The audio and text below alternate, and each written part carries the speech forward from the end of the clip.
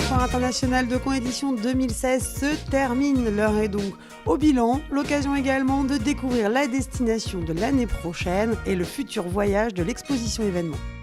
Il y a eu effectivement 2 temps dans cette foire cette année. Un premier temps difficile, y compris pour nos exposants et pour les équipes. Et puis un temps évidemment idéal, idyllique si je puis dire, pour le deuxième week-end. La météo, elle impacte énormément sur la foire internationale de Caen. Il faut comprendre que la foire internationale de Caen, c'est une foire en extérieur avec des espaces couverts et pas l'inverse. L'âme de la foire, elle est en extérieur. C'est la rue du Bagou qui est derrière moi. C'est également l'allée des Tavernes. C'est également un certain nombre de commerçants qui animent chaque jour cette foire sur des espaces extérieurs, et même si les halls évidemment sont très importants, ce sont pour beaucoup de visiteurs une occasion de promenade. Le premier week-end, le vendredi et le samedi, on a eu des averses considérables et évidemment on a une baisse de fréquentation massive. On a une partie des exposants qui sont vraiment satisfaits et qui ont eu commercialement de bons résultats, et puis on a d'autres exposants qui ont plus souffert.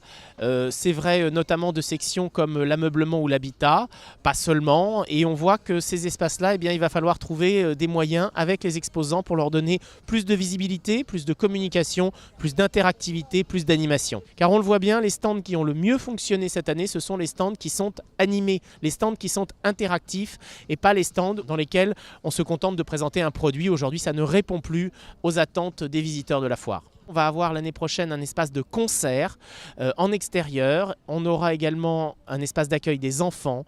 On aura un espace gaming avec une foire 3.0 et les objets connectés qu'on avait eu l'année dernière. Cette foire, il faut que ça devienne une foire divertissement, une foire animée, une foire vivante. L'expo événement a été un succès tout à fait remarquable. Le public était conquis. On a eu des médias nationaux et internationaux, notamment grâce à Réan, le photographe normand. Les 9 dragons du Mékong a trouvé un grand public.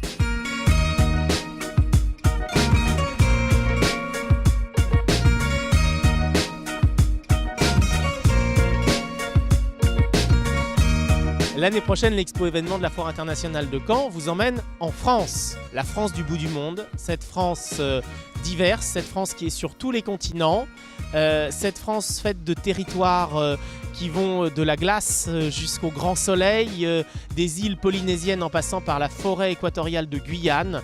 Et nous allons emmener le visiteur voyager à travers toutes ces Frances, parce que cette France-là, elle a des couleurs extraordinaires. Elle a une diversité, une richesse culturelle qu'on va faire découvrir à nos visiteurs. Et on sera sur tous les continents en même temps parce que la France, elle est sur tous les continents.